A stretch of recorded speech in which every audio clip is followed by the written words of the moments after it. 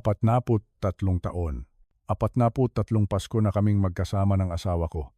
Akala ko, narinig ko na ang lahat. Akala ko, sa edad kong 67, wala nang salita ang kayang bumasag sa puso ko. Pero nagkamali ako. Nangyari ito noong Huwebes ng umaga. Nakaupo kami ni Carmelita sa aming maliit na mesa sa kusina. Tulad ng dati, ang amoy ng kapeng barako ay nasa hangin.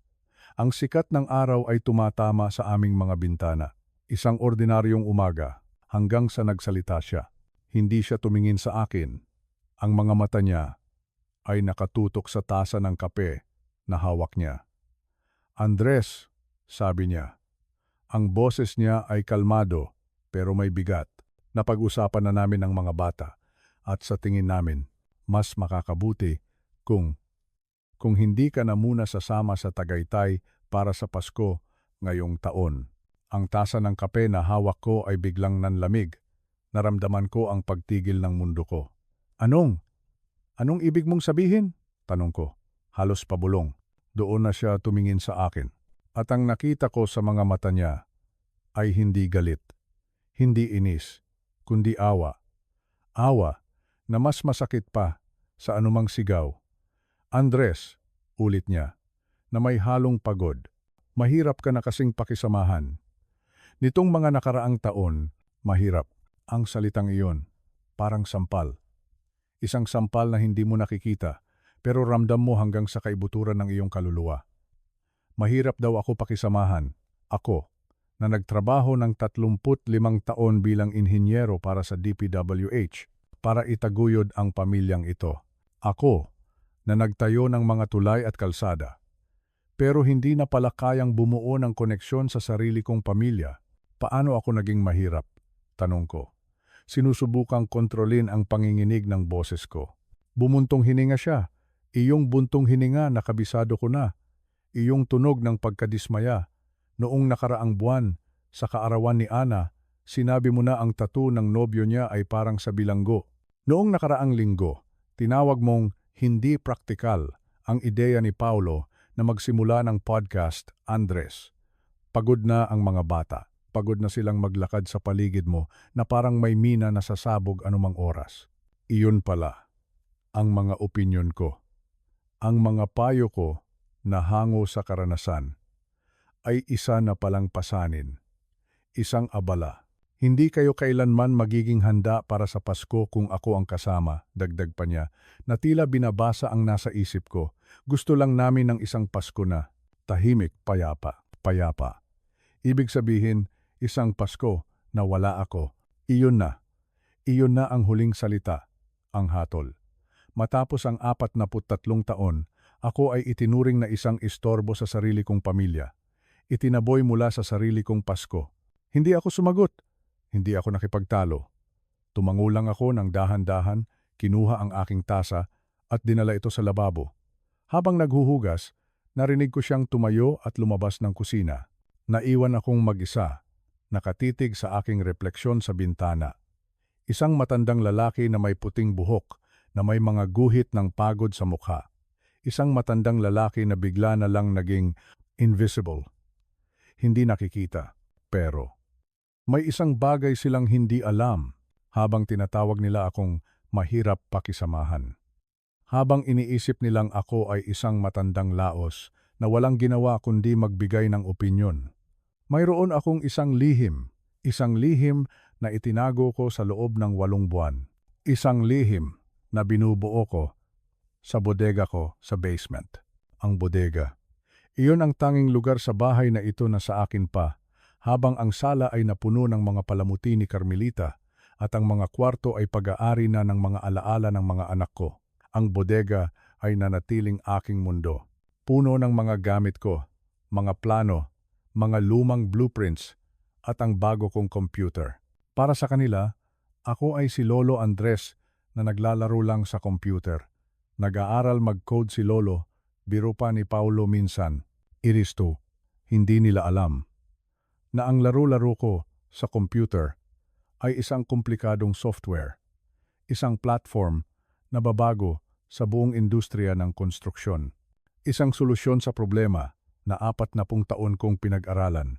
At ang pinakamahalaga sa lahat, ang hindi nila alam, ay habang sinasabi sa akin ni Carmelita na huwag nang sumama sa Pasko, palihim kong tinatapos ang mga papeles kasama ng mga abogado ko.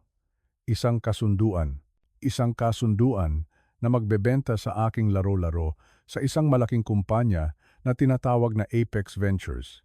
Isang kasunduan na nagkakahalaga ng 500 milyong piso.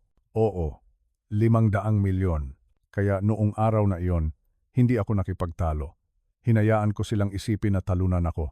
Hinayaan ko silang itaboy ako dahil alam ko ang isang bagay na hindi nila alam.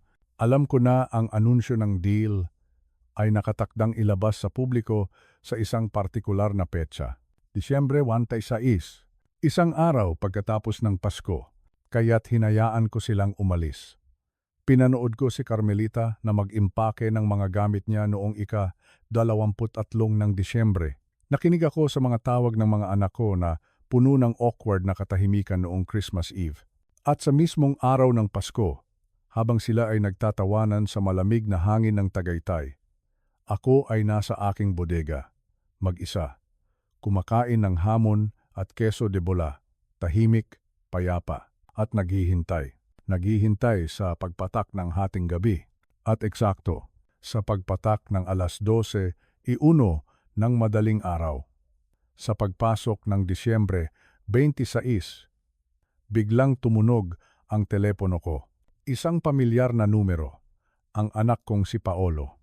Hindi nila alam na ang Pasko na winasak nila ay ang Pasko rin na babago sa kanilang buhay magpakailanman. At ang tawag na iyon ang simula ng lahat. Nang umalis si Carmelita noong umagang iyon, matapos niyang ibagsak ang hatol na ako'y hindi nakasama sa Pasko, hindi ako kumibo. Narinig ko ang pagsara ng pinto, ang tunog ng makina ng kotse na papalayo, at pagkatapos katahimikan. Isang katahimikan na masakit na parang bumabalot sa buong bahay. Ang bahay na itinayo ko, na pinuno namin ng mga pangarap at alaala, ay tila naging isang malaking espasyo na puno ng wala, para akong multo sa sarili kong tahanan. Ang bawat sulok ay may bakas ni Carmelita, ng kanyang mga halaman, ng kanyang mga libro, ng kanyang mga patakaran. Ang sala ay ayon sa kanyang panlasa, ang kusina ay gumagalaw ayon sa kanyang ritmo. Sa loob ng maraming taon, dahan-dahan kong isinuko ang bawat teritoryo. Hindi dahil sa pinilit niya ako, kundi dahil, siguro, iyon ang akala kong tamang gawin. Ang magbigay, ang umayon. Hanggang sa isang araw, nagising na lang ako na wala nang natirang espasyo para sa akin, maliban sa isa. Ang bodega, dahan-dahan akong bumaba sa hagdanan patungo sa basement. Bawat hakbang ay may alingaw-ngaw. Ang hangin dito ay medyo malamig, may amoy ng lumang kahoy, alikabok at kaunting langis mula sa aking mga kagamitan. Ito ang aking kaharian, ang aking santuwaryo. Dito, hindi ako si Andres na mahirap pakisamahan, hindi ako si Lolo na laos. Dito, ako lang, si Andres, ang inhinyero, ang manggagawa, ang lumilikha. Ang bodega ay magulo sa paningin ng iba. May mga nakakalat na tornilyo, mga lumang blueprints na nakarolyo sa isang sulok, isang soldering iron, mga circuit board, at sa gitna ng lahat, ang aking lumang mesa na gawa sa Nara. At sa ibabaw nito, ang aking armas, ang aking bagong pag-asa. Isang makapangyarihang computer na ako mismo ang nag-assemble, piyesa-piyesa. Sa tabi nito ay mga libro tungkol sa Python programming, machine learning, modern construction technology. Umupo ako sa aking silya na umuuga-uga. Tinitigan ko ang monitor. Dito, sa loob ng 8 buwan, palihim kong ibinuhos ang lahat ng aking oras, ang lahat ng natitira kong enerhiya. Nagsimula ito noong Marso sa isang retirement party. Isang party para sa isang kasamahan sa DPWH. Doon ko muling nakausap ang dati kong kaibigan, si David Lim. Si David, pagkatapos magretiro, ay naging consultant. Nakikipag-ugnayan siya sa mga tech startup, tinutulungan sila sa mga proyektong pang-infrastruktura. Habang umiinom kami ng serbesa, may nabanggit siya na bumasag sa aking mapayapang pagre-retiro. Andres, Sabi niya, ang pinakamalaking problema sa construction ngayon, alam mo ba kung ano? Koordinasyon. Grabe. May arkitekto, inhinyero, kontratista, supplier, lahat sila may sari-sariling sistema, sari-sariling software, sari-sariling sukat. Ang resulta, kalahati ng mga delay at sobrang gastos galing lang sa maling komunikasyon. Sayang ang pera, sayang ang oras. Tumango ako. Alam na alam ko ang sinasabi niya. 40 taon kong naging problema iyan. Araw-araw na sakit ng ulo. Kailangan ng isang universal platform, Dave, sabi ko. Isang bagay na kayang magsalin ng lahat ng impormasyon mula sa iba't ibang sistema, in real time. Eksakto, sabi niya, sabay tapik sa balikat ko. Baka AI-driven. Kayang makatipid ng bilyon-bilyong piso sa buong industriya. Pagkatapos ay nag-iba na ang usapan namin, napunta sa golf. Pero ako, hindi ko na maalis sa isip ko ang usapang iyon. Dahil may alam ako na hindi alam ni David, na halos walang sinuman ang nakakaalam. Noong dekada 90, habang ginagawa namin ang infrastruktura para sa MRT line, ako mismo ang gumawa ng isang sistema para sa koordinasyon.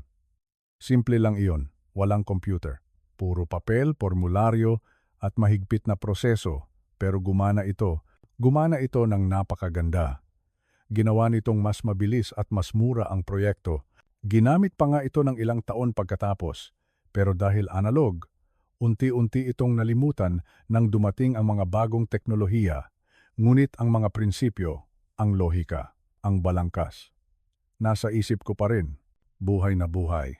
Kinagabihan pagkatapos ng party, hindi ako makatulog. Bumangon ako, pumunta sa bodega, at hinanap ang aking mga lumang kahon at nandoon sila. Ang mga luma kong notebook, puno ng mga diagram, mga flowchart, mga kalkulasyon, ang puso ng aking lumang sistema. At doon nagsimula ang lahat. Sa gabing iyon, hindi na ako si Andres na retirado. Naging estudyante ako ulit. Sa edad na 67, bumili ako ng mga libro. Nanood ako ng daan-daang oras ng mga tutorial sa YouTube. Natuto akong mag-code sa Python. Pinag-aralan ko ang artificial intelligence. Tinuruan ko ang sarili ko. Iniisip ni Carmelita na naglalaro lang ako sa computer. Ano ba yung pinagkakaabalahan mo diyan, Andres? Baka masira ang mata mo, madalas niyang sabihin. Ang mga anak ko naman, tinatawanan ako. Si Papa, nagiging techie na, sabi ni Ana minsan sa telepono. Baka gumagawa na ng TikTok account yan, sagot naman ni Paulo. Hindi nila alam na habang sila'y abala sa kanilang mga buhay, sa kanilang mga modernong problema, ako, ang kanilang laos na ama, ay binubuhay ang isang ideya na mas malaki pa sa kanilang maiisip. Isinalin ko ang aking lumang sistema na gawa sa papel. Sa isang digital na wika, gabi-gabi, linya por linya ng code, dahan-dahan kong binubuo ang aking platform. Ang solusyon, noong Nobyembre, pagkatapos ng halos 8 buwan ng walang tulog na mga gabi at walang katapusang pag-aaral, natapos ko ang unang gumaganang prototype. Hindi ito maganda tingnan. Ang interface ay simple lang, walang mga magagarang disenyo, pero ang mahalaga, gumagana ito. Kumuha ako ng mga lumang data mula sa mga nakaraang proyekto na mayroon pa akong access. Mga data na puno ng mga problema, mga delay, mga pagkakamali. Inilagay ko ang mga ito sa aking sistema at pinanood ko itong gumawa ng mahika. Ang mga resulta ay mas maganda pa sa inaasahan ko. Ang aking platform ay kayang bawasan ang oras para sa koordinasyon ng hanggang 60%. Kayang putulin ang gastos ng 40% at higit sa lahat, nahuhuli nito ang mga potensyal na pagkakamali bago pa man ito mangyari at maging isang magastos na problema. Nakatitig ako sa screen, hindi makapaniwala. Ito ang bunga ng lahat ng aking pinaghirapan. Isang patunay na ang karanasan ay hindi naluluma, na ang kaalaman ay walang edad. Pero kailangan ko ng pangalawang opinyon. Kailangan ko ng isang taong makakaintindi talaga sa ginawa ko. Isang tao mula sa labas ng aking pamilya, si David Lim. Tinawagan ko siya. Sabi ko, Dave, pwede ba tayong magkape? May gusto lang akong ipakita sa iyo. Isang maliit na bagay na pinagkakaabalahan ko. Nagkita kami sa isang coffee shop sa Makati. Dala ko ang aking laptop. Pagkatapos ng kaunting kamustahan, Binuksan ko ito. Naaalala mo ba yung pinag-usapan natin sa party? Tungkol sa coordination problem? Tanong ko. Oo naman, sabi niya. Sakit pa rin sa ulo. Yan ng lahat. Well, sabi ko, gumawa ako ng isang bagay. Ipinakita ko sa kanya ang platform. Ipinakita ko kung paano ito gumagana. Nag-input ako ng sample data at ipinakita ko ang mga resulta. Sa unang minuto, nakikinig lang siya. Sa ikalawang minuto, tumigil siya sa pag-inom ng kape. Sa ikatlong minuto, lumapit siya sa laptop, ang kanyang mga mata ay nanlalaki. Sa ikaapat at ikalimang minuto, hindi na siya nagsalita. Nakatitig lang siya sa screen, ang kanyang bibig ay bahagyang nakabukas. Pagkatapos, dahan-dahan siyang sumandal sa kanyang upuan.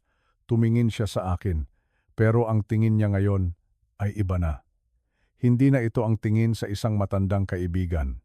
Ito ay isang tingin ng pagkamangha, ng hindi makapaniwala. Para bang nakakita siya ng isang taong hindi niya kilala. Andres, sabi niya. Ang boses niya ay mahina at seryoso. Naiintindihan mo ba kung ano ito? Nagkibit balikat ako. Isang coordination platform. Umiling siya. Hindi, Andres. Hindi lang ito isang platform. Huminga siya ng malalim. Ito ay isang bilyong pisong ideya. Ito ay isang game changer. Ito ang magbabago sa buong industriya. Tinitigan niya ako ng diretso sa mata. Gaano mo katagal ginawa ito? Mga 8 buwan. Siguro? Sagot ko. Tumawa siya. Pero hindi ito isang normal na tawa. Ito ay tawa ng isang taong nabigla. Halos walang hininga. 8 buwan? Ginawa mo ito. Sa loob ng 8 buwan. Mag-isa? Hindi naman ganoon kakomplikado, sabi ko. Ang mga pangunahing prinsipyo ay matatag na. Kailangan ko lang itong isalin sa modernong teknolohiya. Sumandal muli si David na pailing-iling.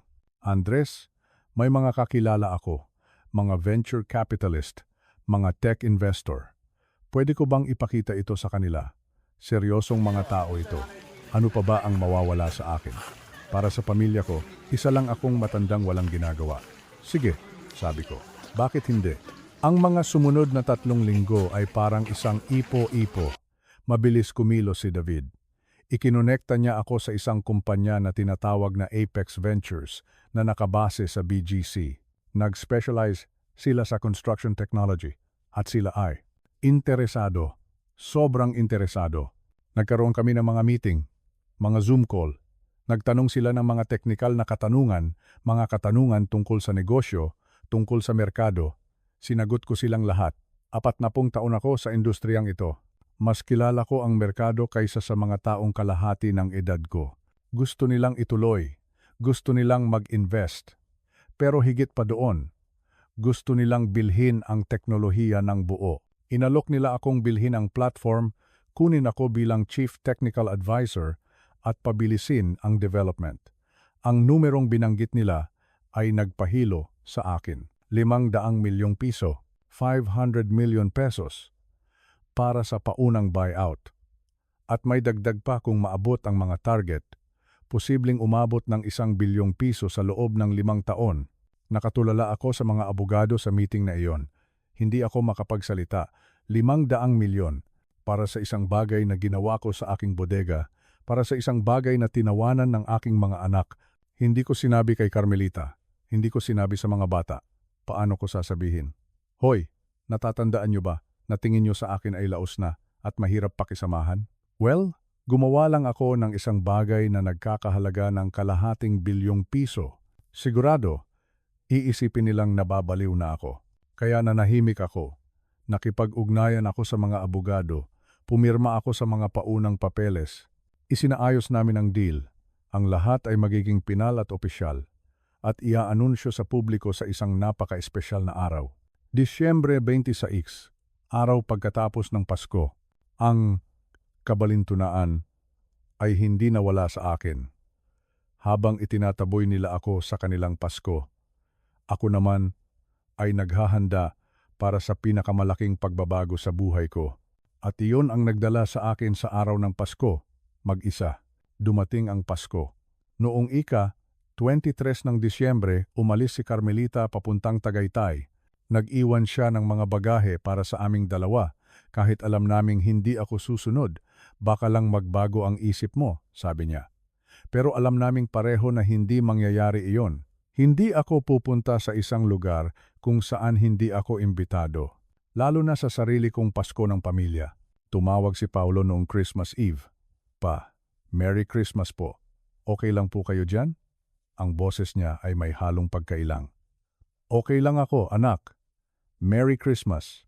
Magsaya kayo dyan. Sabi ni Mama, nag-decide daw po kayong hindi sumama. Nag-decide, iyon pala ang tingin nila. Na desisyon ko ito, hindi ko na siya itinama. Oo, sabi ko na lang, pagod na ako. Nagkaroon ng mahabang katahimikan. Sige po, pa. Baka sa susunod na taon na lang po, no? Baka nga, sagot ko. Pagkatapos naming mag-usap, umupo ako sa sala. May hawak akong isang baso ng scotch. Ang bahay ay pinalamutian. Pinilit ni Carmelita na maglagay ng Christmas tree, ng mga ilaw, ng parol, kahit na ako lang ang maiiwan dito. Para itong isang museum exhibit, tradisyonal na Paskong Pilipino, circa 2024. Nakakagulat. Pero hindi ako galit. Akala ko magagalit ako. Akala ko mapupuno ako ng hinanakit. Pero habang nakaupo ako roon, sa katahimikan ng aking tahanan, ang naramdaman ko ay kalmado. Payapa, sa unang pagkakataon sa loob ng maraming buwan, walang nadidismaya sa akin, walang bumubuntong hininga kapag nagsasalita ako. Walang nagpapalitan ng tingin kapag nagbibigay ako ng opinyon. Ako lang, ang aking mga iniisip, at ang mahinang ugong ng refrigerator. Bumalik ako sa aking bodega. Doon ko ginugol ang halos buong araw ng Pasko. May mga ilang teknikal na detalye pa akong kailangang ayusin sa platform. Bukas na isasara ang deal. At gusto kong maging perpekto ang lahat. Bandang tanghali, umakyat ako para gumawa ng sandwich. May natira pang hamon at queso de bola mula sa Noche Buena na hinanda ko para sa sarili ko noong gabi. Kasi tradisyon pa rin. Mahalaga pa rin ang tradisyon.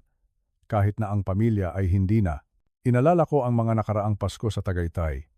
Ang simoy ng malamig na hangin, ang amoy ng pinetris, ang lechon na inihahanda ni Carmelita, ang ingay ng mga bata habang binubuksan ang kanilang mga regalo, at nitong mga huling taon, ang takbuhan at tawanan ng aking mga apo. Ang lahat ng iyon ay parang isang panaginip na lang ngayon. Isang pelikula na pinapanood ko kung saan ako ay na-edit na palabas. Ngunit sa kabila ng lahat, may kakaibang kapayapaan sa aking pag-iisa. Isang kalayaan. Kalayaan mula sa mga inaasahan ng iba. Kalayaan mula sa panghuhusga. Sa katahimikan na iyon, natagpuan ko muli ang aking sarili. Hindi bilang asawa, hindi bilang ama, hindi bilang lolo, kundi bilang si Andres. Ang tao na may mga pangarap pa rin. Ang tao na may kakayahan pa ring lumikha. Gabi na, natapos ko na ang lahat ng kailangan kong gawin. Isinara ko ang aking laptop, umakyat ako at umupo muli sa sala. Pinatay ang lahat ng ilaw maliban sa mga kumukutitap na ilaw ng Christmas tree. Tumingin ako sa orasan. Ombir, 11 p.m. 2 minuto na lang. Naisip ko sila. Ano kaya ang ginagawa nila ngayon sa Tagaytay? Siguro nagkukwentuhan sila sa tabi ng fireplace. Siguro umiinom sila ng mainit na tsokolate. Masaya kaya sila? Naging mas payapa ba talaga ang Pasko nila ngayong wala ako? Siguro? Ombir. 12 p.m. 1 minuto na lang. Kinuha ko ang aking telepono. Walang mensahe, walang tawag. Okay lang, hindi ko naman inaasahan. 12 a.m. Disyembre 26. Tahimik pa rin. Pero pagkatapos ng 60 segundo, eksaktong 1 a.m., nag-vibrate ang telepono ko. Umilaw ang screen. Isang tawag mula kay Paulo. Ang puso ko ay biglang kumabog ng malakas. Dahan-dahan kong sinagot ang tawag. Hindi pa ako nagsasalita. Pa? Ang boses niya ay nasa kabilang linya. Pero kakaiba. Mataas. Nanginginig. Pa, anong nangyayari? Anong ginawa mo? Hindi pa rin ako sumasagot. Papa, sigaw niya halos pumipiyok. Yung pangalan mo, nasa news. Kakapadala lang ng notification ng GMA News app. Sabi, Andres Reyes, inhinyero mula Maynila, na ibenta ang groundbreaking construction technology platform sa Apex Ventures sa halagang huminto siya. Tila hindi niya kayang basahin ang susunod na mga salita. Sabi dito, 500 million pesos. Sa kabilang linya, narinig ko ang katahimikan. Pagkatapos, isang malalim na paghinga, ang kapayapaan ko ay tapos na. Ang kanilang payapang Pasko ay malapit nang mabasag at ang bagong kabanata ng aking buhay ay ngayon palang magsisimula. Pagkatapos ng tawag ni Paulo, sumunod ang isang bagyo. Hindi na tumigil ang telepono ko. Pagkababa niya, si Ana naman ang tumawag, umiiyak, hindi makapagsalita ng diretso. Pagkatapos niya, si Carmelita, ang boses niya. Hindi ko pa narinig na ganoon dati. Isang halo ng pagkalito, takot, at hindi ko masabi kung ano. Sunod-sunod, mga pinsan, mga dating katrabaho, mga kaibigan na 10 taon ko nang hindi nakakausap, ang telepono ko ay umilaw at nag-vibrate ng walang tigil. Hindi ko sinagot ang karamihan sa kanila. Inilagay ko ito sa silent mode at itinabi. Umupo ako sa dilim, pinapakinggan ang tibok ng aking puso. Ito na. Ang sikreto ay lumabas na. Ang alon ay paparating na at kailangan kong maghanda. Kinabukasan, nagising ako sa sikat ng araw na tumatama sa aking mukha. Nakatulog pala ako sa sofa. Tiningnan ko ang telepono ko. 47 text messages. 12 voicemail. 6 na email. Karamihan galing sa pamilya. Ang iba galing sa mga reporter. Hindi ko sila pinansin. Nagtimpla ako ng kape. Umupo ako sa mesa sa kusina, sa parehong upuan kung saan ilang araw lang ang nakalipas ay sinabihan akong huwag nang sumama sa Pasko. Ngayon, ang katahimikan ay may ibang kahulugan. Hindi na ito katahimikan ng kalungkutan. Ito na ang katahimikan bago ang bagyo. Bandang hapon, may narinig akong kotseng huminto sa labas. Hindi na ako nagulat. Alam kong darating siya. Bumukas ang pinto, si Carmelita, mag-isa. Pumasok siya sa loob, hindi na kumatok. Dala niya ang kanyang mga gamit. Nakatayo lang siya sa may pintuan, nakatingin sa akin. Ang kanyang mukha ay maputla, ang kanyang mga mata ay namumugto. At napansin ko ang suot niya. Isang bagay na pamilyar, isang kulay asul na sweater. Ang sweater na binili ko para sa kanya noong nakaraang Pasko. Ang sweater na pinasalamatan niya pero hindi kailanman isinuot hanggang ngayon. Andres, sabi niya, ang pangalan ko ay parang isang tanong. Carmelita, sagot ko, kalmado. Bakit? Bakit hindi mo sinabi sa akin? Tanong niya. Ang boses niya ay basag. Ang tungkol sa teknolohiya, ang deal, ang pera, ang kahit ano, tinitigan ko siya. Talagang tinitigan ko siya. Hindi bilang asawa ko, kundi bilang isang tao. Kung sinabi ko ba, tanong ko ng dahan-dahan. Kung sinabi ko sa iyo, 8 buwan na ang nakalipas na nag-aaral akong mag-code, makikinig ka ba? O iisipin mo lang na isa na namang phase ito ng isang matandang nagkakaroon ng late life crisis? Nagbukas ang kanyang bibig para sumagot, pero isinara niya rin ito dahil alam niya ang sagot. Kailan ba ang huling beses na may nagtanong sa akin sa pamilyang ito kung ano ang pinagkakaabalahan ko? Patuloy ko. Kailan ba ang huling beses na may nagtanong sa akin ng opinyon at talagang pinakinggan ito? Hindi lang para hintayin akong matapos para makapagsalita sila. Hindi yan totoo, sabi niya, pero mahina ang kanyang boses. Totoo yan, Carmelita, at alam mo yan. Gusto niyo ng isang Andres na tahimik, isang Andres na tumatango na lang, isang Andres na nakangiti sa mga family picture, pero ayaw niyo na sa Andres na may sariling isip, na may mga ideya, na may mga opinyon na iba sa inyo. Itinuring niyo akong isang kasangkapan na naluma na, isang bagay na itatabi na lang sa bodega. Umupo siya sa silya sa tapat ko, ang parehong silya, ang parehong mesa. Pero ang mundo sa pagitan namin ay nagbago na. Nagsisisi ang mga bata, sabi niya. Alam ko. Gusto nilang humingi ng tawad. Hindi ako sumagot. Nagsimula siyang umiyak, hindi malakas. Tahimik lang na mga luha ang dumadaloy sa kanyang mga pisngi. Hindi ko alam, Andres. Hindi ko alam na ganyan na pala ang nararamdaman mo. Akala ko masaya ka. Kontento. Kontento ako noon, Carmelita. Pero ang pagiging kontento ay iba sa pagiging buo. Kinuha niyo sa akin ang pagkakataong maging buo. Ang ginawa ko sa bodega, iyon ang pagbuo ko muli sa aking sarili. Mag-isa. Ang pag-uusap na iyon ay simula pa lang. Simula ng mahabang paglalakbay. Isang paglalakbay na hindi ko alam kung saan hahantong. Pero isang bagay ang sigurado ako.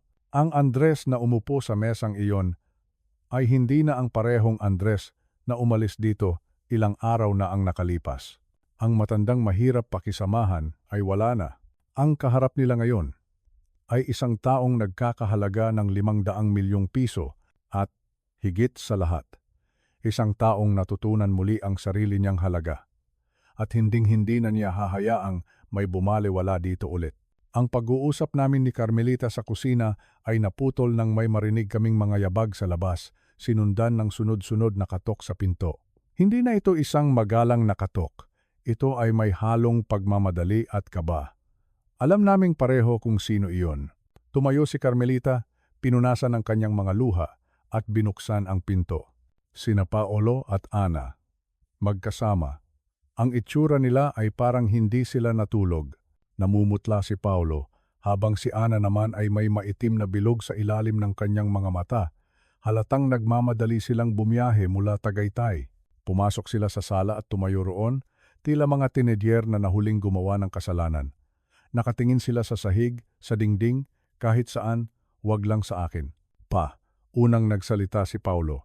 Ang boses niya ay paos. Kailangan po naming humingi ng tawad. Maraming tawad pa, dagdag ni Ana. Ang kanyang boses ay nanginginig.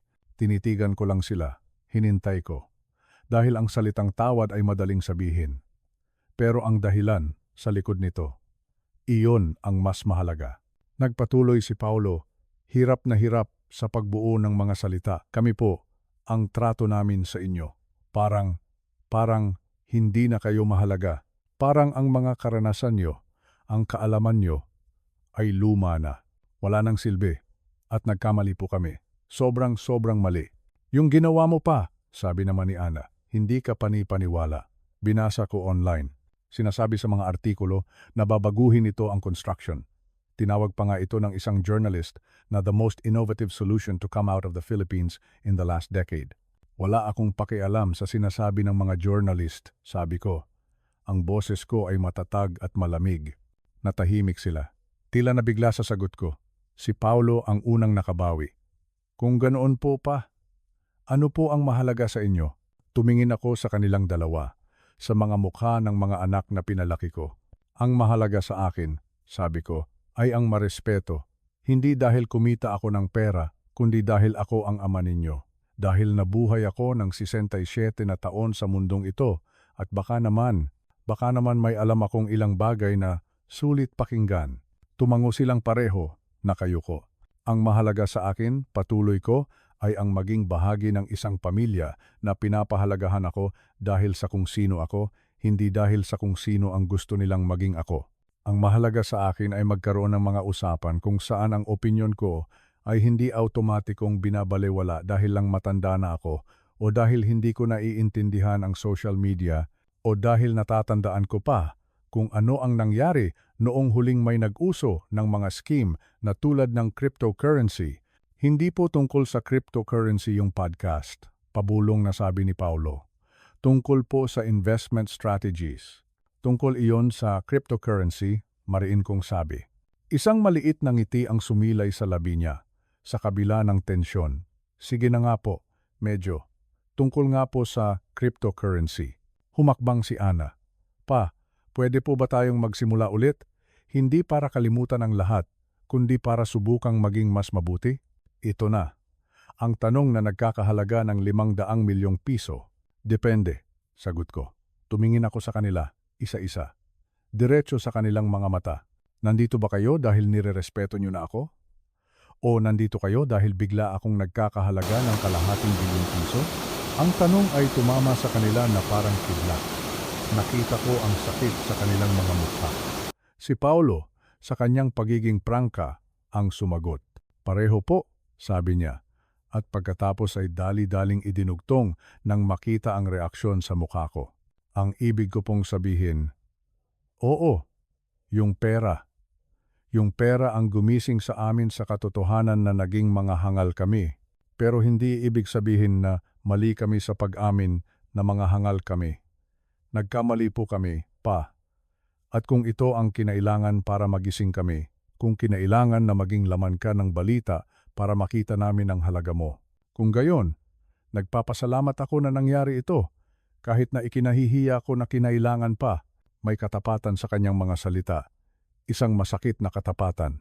At iyon ay pinahalagahan ko. Ito ang kailangan ko, sabi ko. Ang aking boses ay naglalaman na ng awtoridad na matagal nang nawala. Kailangan ko ng espasyo.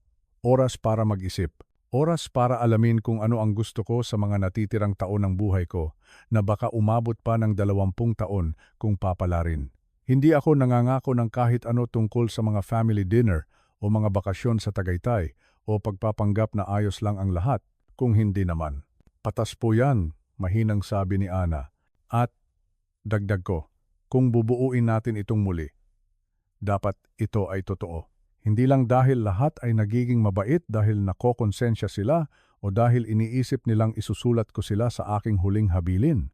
Nakita kong napangiwi si Paulo sa huling sinabi ko. Deserve po namin yan, sabi niya. Oo, sang-ayon ko, deserve nyo nga. Nanatili pa sila ng isang oras. Isang oras ng awkward na pag-uusap. Mga pangako ang binitawan. Mga intensyon ang inilahad. Pero sa edad kong ito, natutunan ko na ang mga intensyon ay walang kwenta kung walang kasamang aksyon.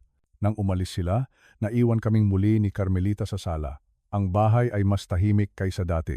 Pero sa pagkakataong ito, hindi ito ang katahimikan ng kalungkutan o ng kapayapaan. Ito ang katahimikan ng isang battlefield. Pagkatapos ng unang bugso ng labanan. Ang giyera ay hindi pa tapos. Sa katunayan, ito ay ngayon palang magsisimula. Ang mga linggo pagkatapos ng Pasko ay kakaiba. Ang kwento tungkol sa pagbenta ko ng platform ay naging national news. Nakatanggap ako ng mga request para sa interview mula sa mga business magazine, mga tech podcast, at may tumawag pa nga mula sa isang sikat na business reality show na nagtatanong kung interesado akong maging guest advisor. Tinanggihan ko ang karamihan sa kanila. Hindi ako interesado na maging sikat. Ang gusto ko lang ay magtrabaho. Inasikaso ako ng Apex Ventures. Binigyan nila ako ng opisina sa kanilang headquarters sa BGC. Walang magarbong kagamitan, isang simpleng espasyo lang kung saan pwede kong makilala ang kanilang development team. Kumuha sila ng 12 inhinyero para palawakin ang platform at gusto nilang kasama ako sa lahat ng mahahalagang desisyon. Ito ay nagbigay buhay sa akin. Sa unang pagkakataon sa loob ng maraming taon, marahil dekada, naramdaman kong buhay ako. Mayroon akong layunin na higit pa sa pag-iral lang. Higit pa sa pagiging asawa, o ama, o isang retiradong inhinyero. Ako ay muling lumilikha. Muli akong nagtatayo. Ang mga meeting sa Apex ay kabaliktaran ng mga family dinner namin. Dito, kapag nagsasalita ako, lahat ay nakikinig, hindi dahil sa pera, kundi dahil sa aking karanasan. Ang aking 40 taon sa industriya ay hindi isang bagay na dapat ikahiya, kundi isang asset. Ang aking mga opinyon ay hindi pagiging mahirap pakisamahan, kundi expert insights. Ang aking mga kwento tungkol sa mga lumang proyekto ay hindi pa ulit-ulit na kwento ni Lolo, kundi mahahalagang case studies. Dito, ako ay nakikita. Dito, ako ay may halaga. Habang ako ay naglalakbay pabalik sa aking profesional na sarili, si Carmelita naman ay nagsimula ng kanyang sariling paglalakbay. Isang araw, nilapitan niya ako. Andres, sabi niya, nag-isip-isip ako. Siguro, kailangan natin ng tulong. Para sa ating dalawa. Nagulat ako. Ideya niya na magsimula kaming mag-therapy. Tuwing Huwebes ng gabi, umuupo kami sa opisina ni Dr. Santos, isang marriage counselor na nasa mga 50 anyos. Doon, sa loob ng isang oras bawat linggo, sinusubukan naming kalasin ang 43 taon ng pagsasama. Sinusuri namin ang mga magagandang bahagi at ang mga sirang bahagi ng may pantay na pagsisiyasat. Andres, kailan ka unang nakaramdam na hindi ka na pinakikinggan? Tanong sa akin ni Dr. Santos sa isang session. Nag-isip ako.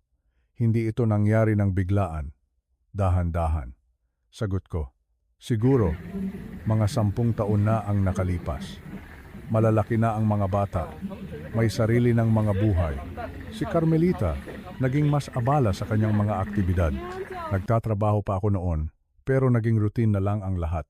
Sa tingin ko, tumigil na silang lahat na tingnan ako bilang isang taong. Lumalago pa, nagbabago pa. Naging isang fixed figure na lang ako sa isip nila. Si Papa, si Andres. Isang estatwa sa bahay na laging nandoon, pero hindi na talaga pinapansin. At ano ang naramdaman mo dahil doon? Huminga ako ng malalim.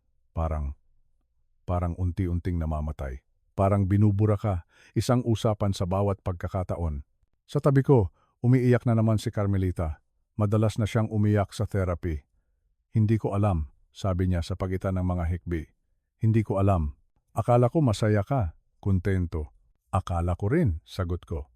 Noong una, pero ang pagiging kontento ay hindi pareho sa pagiging buo. Dahan-dahan, sa bawat session, natututunan naming mag-usap muli. Hindi bilang 2 taong nakatira sa iisang bubong, kundi bilang 2 individual na may sariling sakit at pangangailangan. Nalaman ko ang tungkol sa kanyang mga takot. Ang takot na maiwang mag-isa habang ang mga anak ay may sariling pamilya na. Ang takot na ang kanyang pagiging ina ay wala ng silbi. Nalaman niya ang tungkol sa aking pakiramdam ng pagiging invisible, ang aking pangangailangan na maramdamang may silbi pa ako. Hindi ito madali. May mga sigawan, may mga araw na uuwi kaming hindi nag-iimikan, pero hindi kami tumigil. Dahil sa unang pagkakataon sa loob ng 1 dekada, kami ay nag-uusap. Totoong nag-uusap. Kasabay nito, ang aking mga anak ay gumagawa ng kanilang sariling mga hakbang. Hindi na sila tumatawag para lang mga musta. Sila ay nagtatanong, mga totoong tanong. Pa, kamusta yung meeting niyo sa Apex? Tanong ni Paolo isang araw. Pa, may nabasa akong artikulo tungkol sa AI ethics. Ano po sa tingin niyo? Tanong naman ni Ana. Ang kanilang mga tanong ay mga maliliit na tulay. Mga tulay na dahan-dahan nilang itinatayo pabalik sa akin. At ako, na isang tagapagtayo ng tulay sa buong buhay ko, ay nagsimulang maglakad sa mga ito, dahan-dahan. Maingat. Ang paghilom ay hindi isang mabilis na proseso. Ito ay mabagal, ito ay masakit, at nangangailangan ito ng trabaho. Parehong trabaho mula sa akin at mula sa kanila. Ang bagong kabanata ay nagsimula na. Ngunit ang landas sa unahan ay malabo pa at hindi ko alam kung ang mga tulay na itinatayo namin ay sapat na ba para pagdugtungin ang napakalaking agwat na namagitan sa amin. Isang hapon noong Pebrero, dumating si Paulo sa opisina ko sa Apex. Hindi siya nagpasabi. May dala siyang isang folder na puno ng mga papel. Pa, may oras po ba kayo? Tanong niya.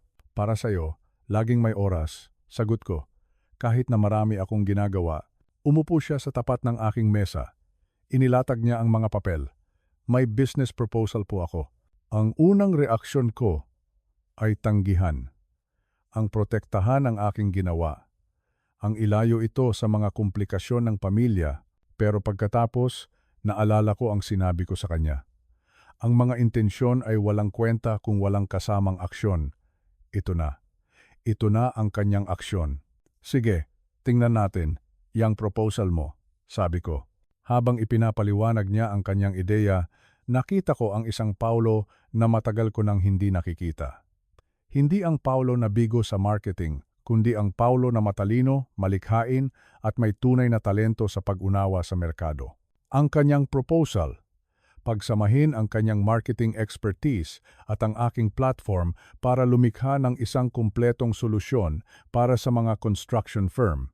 Hindi lang koordinasyon, kundi pati na rin ang client communication, project visualization at branding.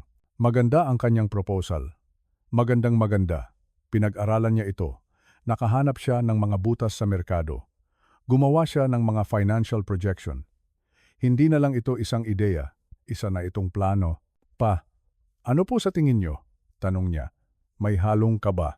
Imbes na sabihing, hindi yan praktikal o may butas ang plano mo dito, ang sinabi ko ay, may potensyal ito, anak, pero kailangan pa nating pag-aralan. Trabahuhin natin ito.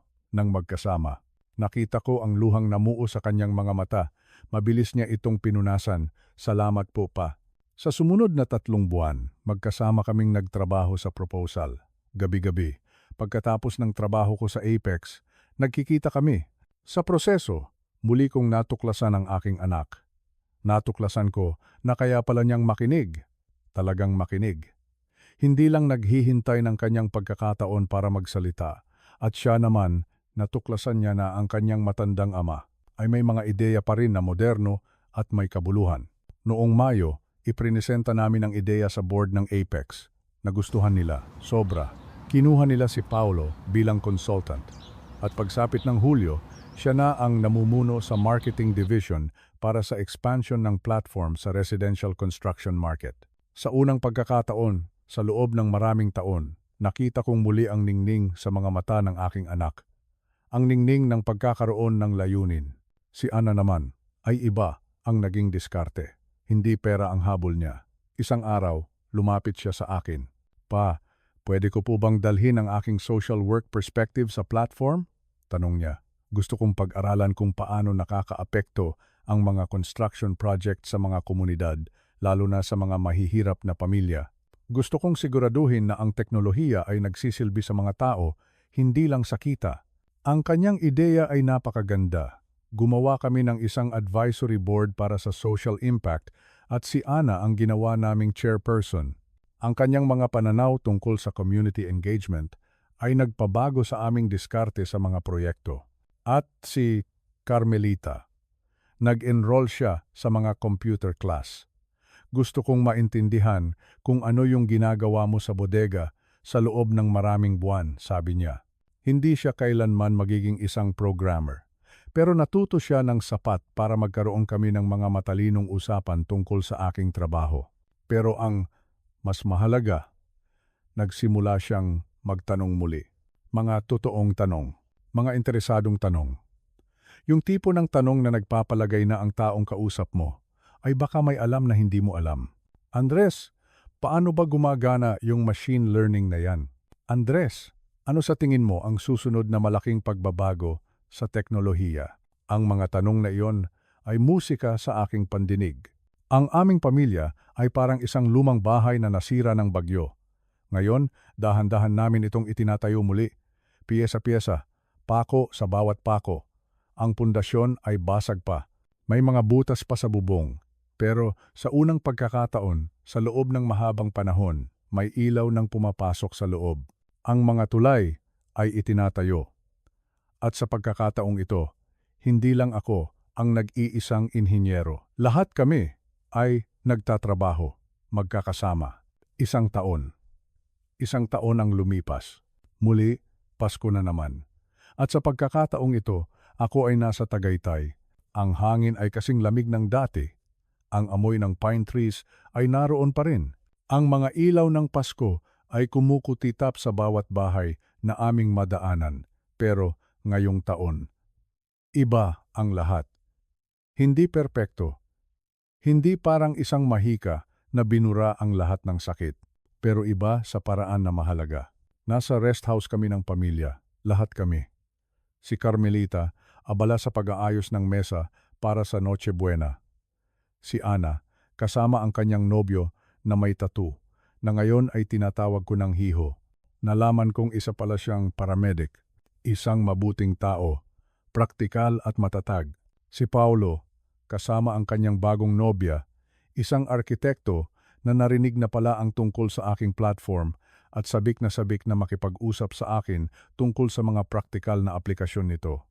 Ang mga apo ko ay nagtatakbuhan sa paligid, ang kanilang mga tawa ay pumupuno sa buong bahay. Habang pinapanood ko silang lahat, may kung anong kumurot sa puso ko. 1 taon lang ang nakalipas sa parehong lugar na ito. Ako ay isang multo, isang alaala na ayaw nilang isama. Ngayon, narito ako. Hindi lang isang bisita, kundi isang haligi. Pagkatapos ng hapunan, habang ang iba ay nagkakape at nagkukwentuhan sa sala, tinapik ako ni Paulo sa balikat. Pa, sabi niya, pwede po ba tayong lumabas saglit? Sumunod ako sa kanya sa deck. Ang lawa ng taal sa di kalayuan ay madilim at tahimik, Pero ang mga ilaw mula sa mga kabahayan sa paligid ay parang mga bituin na nahulog sa lupa. Ang aming mga hininga ay nagiging singaw sa malamig na hangin. Sumandal kami sa rehas. Sa loob ng ilang sandali, walang nagsalita. Pa, sabi niya, bumasag sa katahimikan. May kailangan po akong sabihin sa inyo. Sige lang anak, huminga siya ng malalim. Noong nakaraang Pasko, noong sinabi ni Mama na huwag na kayong sumama. Ang totoo po, gumaan ang loob ko. Inamin niya, ang mga salita ay mahirap para sa kanya. Inisip ko na, magiging mas madali, mas tahimik, walang tensyon, walang komplikasyon. Tumigil siya. Tumingin siya sa akin, ang kanyang mga mata ay nagsisimulang mamasa. Pa, iyon na po ang pinakamasamang Pasko ng buhay ko. Paolo, hindi po pa, hayaan niyo po akong matapos. Tumingin siya sa lawa. Hindi lang dahil wala kayo doon, kundi dahil kami. Kami ang dahilan kung bakit wala kayo doon. At habang nandoon kami, sa buong panahon na iyon, paulit-ulit kong naiisip ang lahat ng mga nakaraang Pasko. Lahat ng mga pagkakataon na nagbigay kayo ng payo o nagbahagi ng opinyon at ang ginawa ko lang ay umirap o mag-iba ng usapan. Lahat ng mga pagkakataon na tinrato ko kayo na parang isang obligasyon na kailangan naming harapin, imbes na isang taong nagmamahal sa amin at gustong tumulong, umiiyak na siya ngayon. Ang aking anak, 42 taong gulang, umiiyak sa deck ng aming rest house. Yung platform? Pa, patuloy niya, kahanga-hanga po yun. Binago niyo ang buhay ko sa profesional at pinansyal na aspeto. Pero, hindi po iyon ang dahilan kung bakit ako nagsisisi. Tumingin siya sa akin ng diretso. Nagsisisi ako dahil kahit na hindi niyo ginawa ang platform na iyon, kahit na nanatili na lang kayong retirado at nagkumpuni ng mga gamit sa bodega, kahit na nabuhay na lang kayo ng simple, karapat-dapat pa rin kayo sa mas mabuti kaysa sa ibinigay namin. Wala na akong masabi, hinila ko siya papalapit at niyakap, ang aking malaking anak. Sumubsob siya sa aking balikat at humagulgol, tulad ng ginagawa niya noong bata pa siya at nadadapa. Pinapatawad na kita anak, sabi ko. Pero higit pa riyan, proud ako sa iyo. Dahil nakita mo ang pagkakamali mo. Dahil nagbabago ka. Dahil handa kang maging mas mabuti. Kumalas siya sa yakap, pinunasan ang kanyang mga luha. Masaya po ba kayo pa? Ngayon, sa lahat ng nangyari, nag-isip ako, ang platform, ang pera, ang pagkilala, ang paghilom ng pamilya, lahat ng iyon ay mabuti, mahalaga. Pero ang tunay na sagot ay mas simple. Hindi na ako invisible, sabi ko. Iyon ang nagpapasaya sa akin, ang makita. Tumango siya, nauunawaan ng lahat. Mula sa bintana, nakita ko si Carmelita na tumatawa kasama si Ana. Ang mga ilaw ng Christmas tree ay sumasalamin sa mga baso ng alak. Mukha itong isang commercial, isang perpektong larawan ng pagsasama ng pamilya. Pero hindi ito perpekto, ito ay totoo. Magulo, komplikado, at naghihilom pa rin mula sa mga sugat na malalim. Pero totoo. At iyon natutunan ko ay mas mahalaga kaysa sa anumang halaga na kayang ialok ng Apex Ventures. Kinagabihan, pagkatapos matulog ng lahat, umupo ako sa tabi ng fireplace. Bukas ang aking laptop, may bago akong proyekto, mga paunang ideya pa lang. Isang extension ng platform na maaaring magpabago sa infrastructure maintenance na kayang hulaan ang mga problema bago pa sila maging kritikal. Wala pa akong pinagsasabihan. Siguro sasabihin ko. Siguro hindi. Pero sa pagkakataong ito, hindi dahil sa pakiramdam kong invisible ako, kundi dahil may natutunan akong mahalaga tungkol sa aking sarili sa loob ng nakaraang taon. Hindi ko kailangan ng pagpapatunay mula sa labas para malaman na mahalaga ang aking ginagawa. Hindi ko kailangan ng permiso ni Numan para magpatuloy na lumago, matuto at lumikha. Sa edad na 68, ako ay. Ngayon pa lang nagsisimula, nag-vibrate ang telepono ko. Isang text mula kay David Lim. Nakita ko na ang quarterly numbers. Ang platform mo ay lumalampas sa lahat ng projection. Nakagawa ka ng isang bagay na espesyal, Andres. Maligayang Pasko. Ngumiti ako at isinantabi ang telepono. Ang apoy sa fireplace ay lumalagutok. Ang niebe, ang malamig na hamog, ay bumabalot sa labas ng bintana. Sa itaas, ang aking pamilya ay natutulog, komportable sa isang bahay na muntik nang mawala sa akin ng tuluyan. Pero narito pa rin ako. Nagtatrabaho pa rin, nagtatayo pa rin, pinapatunayan pa rin na ang salitang laos ay isang salitang hindi angkop para sa isang taong tumatangging tumigil sa paglago. At iyon, naisip ko, habang isinasara ko ang aking laptop at naghahanda ng matulog, iyon ang tunay na tagumpay. Hindi ang pera, hindi ang pagkilala, hindi kahit ang paghilom ng pamilya, ang tagumpay ay ang malaman na ginugol ko ang 68 taon para maging isang taong karapat-dapat pakinggan. At sa wakas, natutunan ko ring maniwala dito.